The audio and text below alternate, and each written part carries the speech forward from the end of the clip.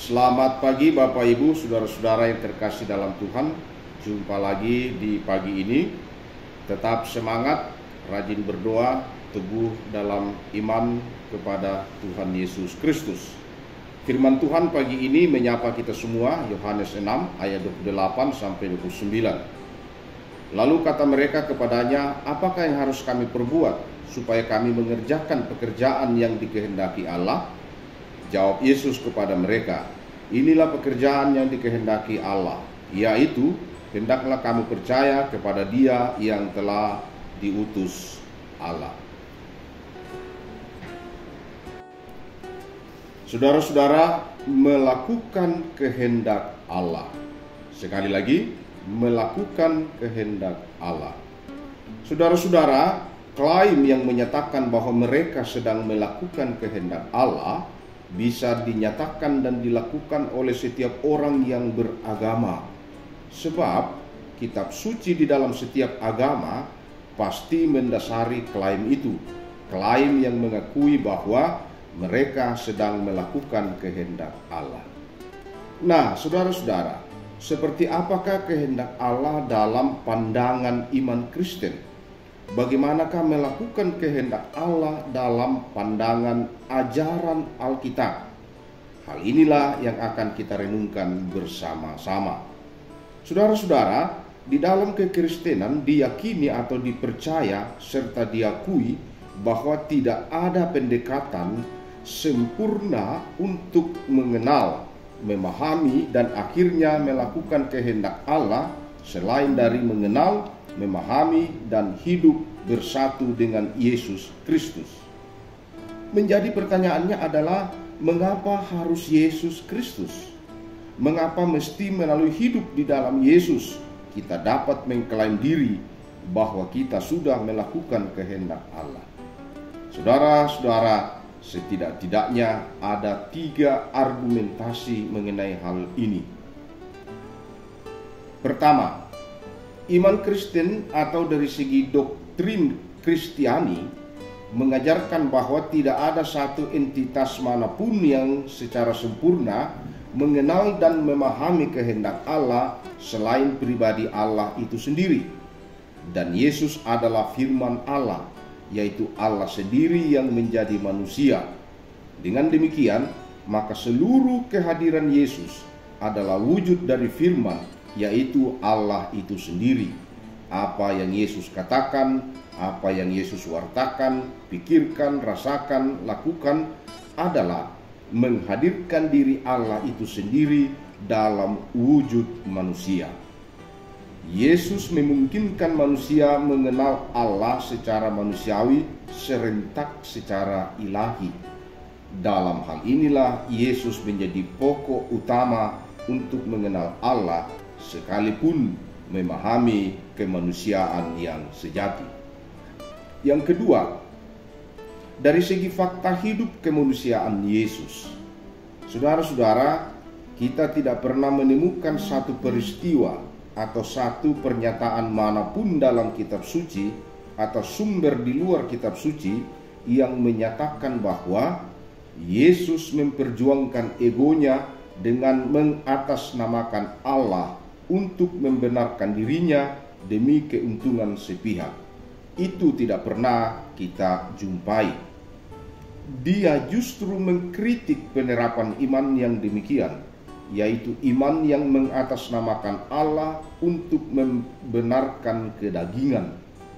Kebanyakan manusia tidak jarang membenarkan diri dengan mengatasnamakan firman Allah, membenarkan keserakahan ekonomi, membenarkan kekerasan, menghina kitab suci orang lain, membenci ibadah orang lain, menghalangi bahkan membakar rumah ibadah orang lain, mengorbankan atau membunuh orang lain dengan dalil melakukan kehendak Allah. Sangat berbeda dengan Yesus. Dia tidak pernah mengorbankan orang lain demi kepentingan atau keuntungan dirinya. Dia malah menantang para murid untuk pergi jika tidak mampu menerima prinsip dan kata-katanya atau ajarannya. Yesus sering bersoal jawab dan berdebat dengan orang-orang Farisi dan ahli Taurat. Dia juga sering kali heran dengan kedegilan hati mereka. Tetapi situasi itu tidak menjebak Yesus untuk menjadi egois. Kita bisa lihat justru apa yang dia lakukan. Dia menjadikan dirinya sebagai rujukan sejati mengenai sebuah pengorbanan. Dia menjadikan dirinya sebagai rujukan cinta dan belas kasih, keadilan dan kebenaran. Dia menjadikan dirinya sebagai rujukan pengampunan dan tidak mempersalahkan orang lain. Dia menjadikan dirinya sebagai rujukan pengetahuan dan kebijaksanaan. Yesus menjadi rujukan bagi keselamatan. Dia membayar dan memeteraikan semua pengajaran, semua teladan, dan imannya dengan kesengsaraannya sendiri, salibnya, dan kematiannya yang sedemikian sangat mengagumkan sekali. Oleh karena itu, jika seorang manusia yang berhasrat untuk menggali hal ihwal tentang kehendak Allah, tidak ada jalan lain yang lebih sempurna selain dari harus mengenali, tinggal, dan hidup bersama di dalam Yesus. Klaim perihal kehendak Allah yang bertentangan dengan prinsip dan spiritualitas Yesus Kristus sudah pasti itu hanya merupakan pembenaran-pembenaran semu alias pembenaran-pembenaran yang bersifat ego. Yang ketiga, saudara-saudara, kematian Yesus sebagai manusia. Saudara-saudara, Yesus menghidupi imannya dalam hal ini, relasinya dengan Bapa secara sempurna, dan membayar perjuangannya dengan sengsara, salib, dan kematiannya. Namun perlu dicatat, tanpa mengorbankan orang lain. Sekali lagi, tanpa mengorbankan orang lain. Saudara-saudara, seorang yang sungguh-sungguh mendalami hidup Yesus akan mampu membedakan mana praktek beriman yang sejati dan mana praktek iman yang palsu. Kemartiran misalnya hanya mungkin disebut sebagai mati martir atau martir sejati jika mengambil contoh kemartiran Yesus, yaitu mati demi keyakinan tanpa mengorbankan orang lain, mati tanpa merusak yang lain, mati tanpa dikuasai kebencian, dikuasai makian dan dendam, mati tanpa dililit amarah. Karena itu, jika ada pejuang-pejuang iman, tokoh-tokoh iman yang mati terbunuh, tetapi kematiannya karena sedang memperjuangkan pembinasaan sesama manusia yang lain, maka dalam pandangan Yesus tidak akan pernah mungkin disebut sebagai melakukan kehendak Allah. Saudara-saudara, kehendak Allah secara universal disebut dengan hukum kasih. Dan ingatlah bahwa kasih kepada Allah tidak akan pernah mungkin dilepaskan, dipisahkan dari kasih kepada sesama manusia. Saudara-saudara, hanya orang yang sedang dibawa pengaruh kegelapanlah yang mencari kemuliaan dengan memusnahkan atau mengorbankan orang lain. Hanya orang yang sedang dibawa pengaruh kejahatanlah yang berpikir bahwa surga bisa diperoleh dengan menumpahkan darah orang lain.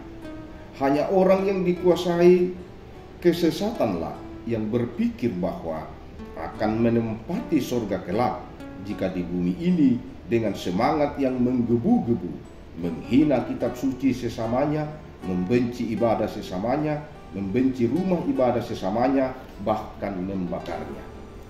Saudara-saudara, dalam pandangan Kristus, area kekudusan Allah tidak bisa dimasuki dengan jalan kebencian, dendam, dan kemurkaan. Surga damai tidak bisa dimasuki dengan menggalakkan peperangan, apalagi pembantaian.